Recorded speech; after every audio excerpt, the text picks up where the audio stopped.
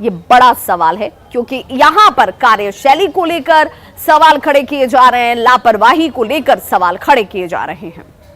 और बड़ी खबर इस वक्त आ रही है बीजेपी नेताओं से जुड़ी हुई, जिसमें बीजेपी नेताओं को आवास खाली करने का नोटिस दे दिया गया है, जिसमें दोनों पूर्व डिप्टी सीएम को नोटिस दिया गया है। तारकिशोर प्रसाद और रेणु देवी को नोटिस दिया गया है आवास खाली करने को लेकर। ये नोटिस इस वक्त इन्हें थमाया गया है। नेता प्रतिपक्ष विजय सिन्हा को भी नोटिस मिला है। बीजेपी प्रदेश अध्यक्ष ने इसे लेकर हालांकि हमला किया है। सरकार बीजेपी नेताओं को जानबूझकर टारगेट कर रही है, ये आरोप लगाए जा रहे हैं। जेडीयू नेताओं को आखिर ये नोटिस क्यों नहीं दिया गया, ये भी एक बड़ा सवाल है। और बिहार में नेताओं के आवास पर सियासत देखिए अब शुरू हो चुकी है, जिसमें बीजेपी नेताओं को आवास खाली करने को लेकर नोटिस दे दिया गया है।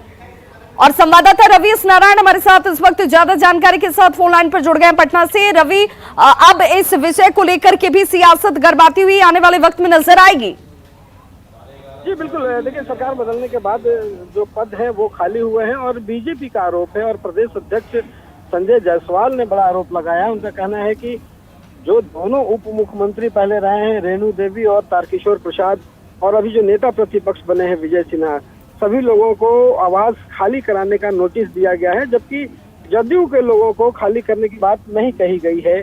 और हालांकि आपको देखें तो इससे पहले भी जितने भी लोग अपने पद से हटे हैं आवास खाली हुआ है। इससे पहले सुशील मोदी जो रहे हैं वो भी आवास खाली किए हैं। तेजस्वी जो नेता प्रतिपक्ष से फिर हटे उनका भी आवास खाली हुआ है। लेकिन सबसे सवाल ये बीजेपी की तरफ से है कि जब बीजेपी को जब नोटिस दिया गया है तो फिर जदयू के लोगों को ये नोटिस क्यों नहीं है, उनसे आवास क्यों नहीं खाली कराए जा रहे हैं। आने वाले दिनों में ये सियासत और बढ़ सकती है, ऐसा माना जा सकता है। जी बहुत बहुत शुक्रिया रवि नारायण इस तमाम जानकारी के लिए। तो बीजेपी नेताओं को सरकार की तरफ से आवास खाली करने को लेकर नोटिस दे दिया गया और अब इस पर सियासत जो है वो शुरू हो चुकी है। और बड़ी खबर इस वक्त सीतामढ़ी से आ रही है, जहां पर सनकी पिता ने अपने 2 बच्चों की हत्या कर दी है। पत्नी को भी चाकू मारकर घायल किया गया है। डुमरा के बरहरवा की यह घटना और वारदात के बाद से आरोपी सनकी पति जो है वो फरार बताया जा रहा है।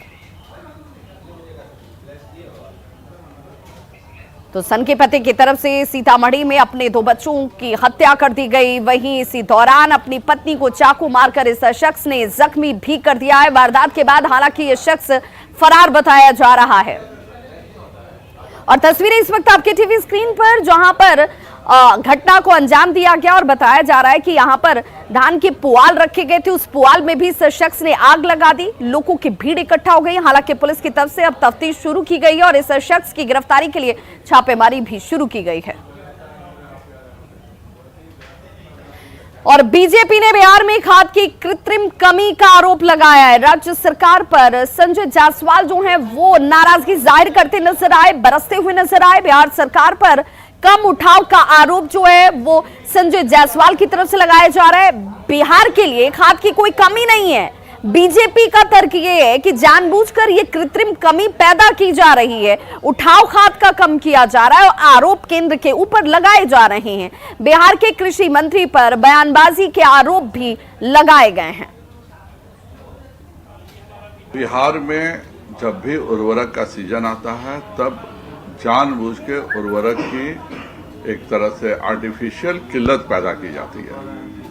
माननीय मनसुख भाई मांडविया जी ने साफ शब्दों में कहा है कि कोई कमी नहीं है, लेकिन उठाव की व्यवस्था बिहार सरकार को करनी है। बिहार सरकार अच्छे से उठाव की व्यवस्था नहीं करती है, अच्छे से कार्य नहीं करती है और उसके बाद पूरे बिहार में किल्लत से जूझना पड़ता है। आखिर अगस्त से पहले किल्लत क्यों नहीं होती थी? और बात कैंपस के किंग की।